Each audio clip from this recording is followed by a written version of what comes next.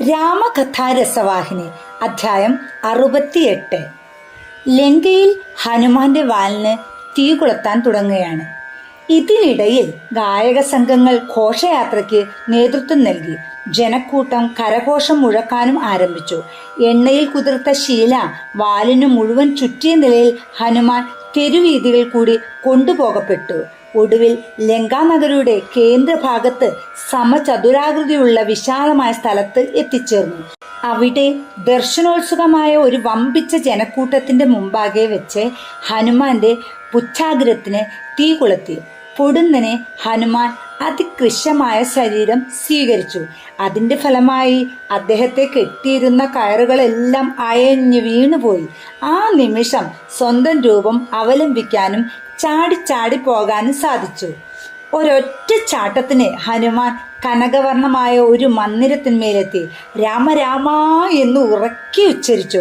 രാക്ഷസന്മാരെല്ലാം നടുങ്ങി. എങ്ങോ നിന്ന് ഒരു ഉഗ്രൻ കാറ്റിളകി അതിവേഗതയോടെ വീശി.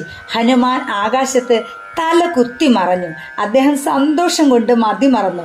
കത്തിജ്വലിക്കുന്ന വാലും പിന്നിൽ ഇഴച്ചുകൊണ്ട് അദ്ദേഹം മന്ദിരത്തിൽ നിന്നും മന്ദിരത്തിലേക്ക് ചാടി സഞ്ചരിച്ചു. വാലിന് നീളം കൂടിക്കൊണ്ടേയിരുന്നു. തെരുവിൽ നിന്ന് തെരുവിലേക്ക് നീങ്ങുന്തോറും അഗ്നിജ്വാല വലുതായിക്കൊണ്ടിരുന്നു. ലങ്കാ നഗരത്തിലെ മന്ദിരങ്ങളെല്ലാം ഈ കൂട്ട തീപിടുത്തത്തിൽ ഉൾപ്പെട്ടു. താമസിയാതെ എല്ലാം വെന്ത് വെണ്ണീറായി. രാക്ഷസന്മാർ ഭാര്യമാരോടും കുട്ടികളോടും കൂടി നിരാശരായി കത്തിയിരുന്ന സ്വഭവനങ്ങളെ ഉപേക്ഷിച്ച് പ്രാണരക്ഷാർത്ഥം പലായനം ചെയ്തു. ഈ കുഴപ്പത്തിന് ആഴം കൂട്ടുമാറ് കന്നുകാലികൾ, കുതിരകൾ, കഴുതകൾ, ആനകൾ ഇവയെല്ലാം അവയുടെ ആലയങ്ങൾ വിട്ട് ഭയവിഹ്വലരായി പ്രാണവേദനയോടുകൂടി അങ്ങോട്ടും ഇങ്ങോട്ടും ഓടിത്തുടങ്ങി. നഗരം മുഴുവൻ കൂട്ടക്കരച്ചിലും ആർത്തനാദവും അലർച്ചയും കാഹളസ്വരവും കൊണ്ട് നിറഞ്ഞു. അയ്യോ, രക്ഷിക്കണേ, ഞങ്ങളെ ആപത്തില്ലാത്തിടത്തേക്ക് എത്തിക്കണേ എന്നിപ്രകാരമുള്ള പ്രാണവേദനയോടുകൂടി അഭ്യർത്ഥന സ്ത്രീകളുടെയും കുട്ടികളുടെയും കണ്ഠങ്ങളിൽ നിന്ന് ബഹിർഗമിച്ച് അന്തരീക്ഷത്തിൽ മാറ്റൊലി കൊണ്ടു. മണ്ഡോദരി രാജ്ഞി ഈ വിലാപങ്ങൾ കേട്ടു. രാജധാനിയുടെ കാവൽക്കാരായ ഭടന്മാരെ വിളിച്ച് സ്ത്രീകൾക്കും കുട്ടികൾക്കും രാജധാനിയിൽ അഭയം കൊടുക്കാൻ ആജ്ഞ നൽകി. അവർ ദുഃഖത്തോടെ പറഞ്ഞു, കഷ്ടം! രാവണന്റെ മടയത്തരവും മർക്കടമുഷ്ടിയും രാക്ഷസവംശത്തിന്റെ വിനാശത്തിന് കാരണമായിരിക്കുകയാണ്.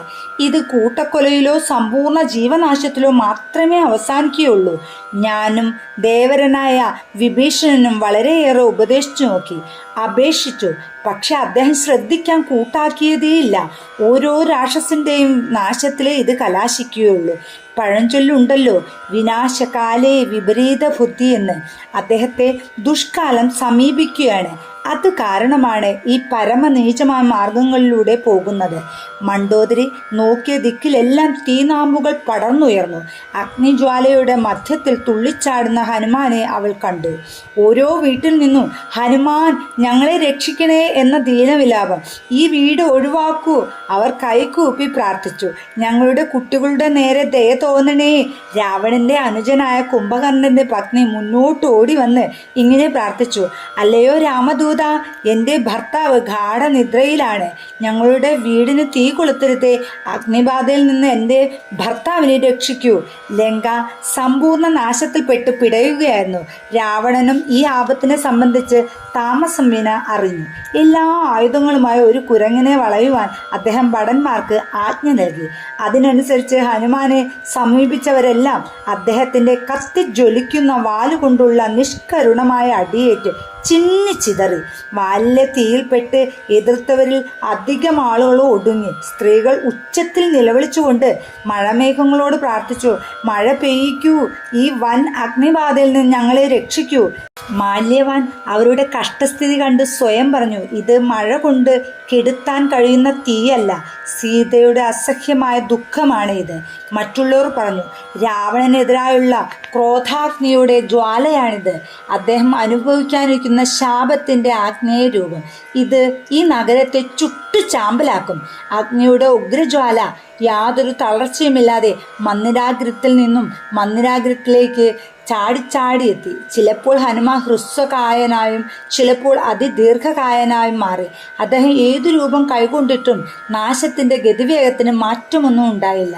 അഗ്നിജ്വാലകളുടെ ഇടിവിട്ടുള്ള ചടപട ശബ്ദവും ചുവരുകൾ നിലംപതിക്കുന്ന ഇടവിടാതുള്ള ശബ്ദവും എല്ലാ ഭാഗത്തു നിന്നും കേൾക്കാമായിരുന്നു.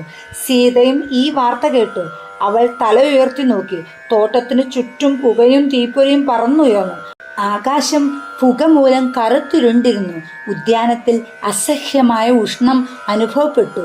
രാമന്റെ പരമഭക്തനായ ഹനുമാനെ രക്ഷിക്കണേ എന്ന് സീത അഗ്നിദേവനോട് പ്രാർത്ഥിച്ചു.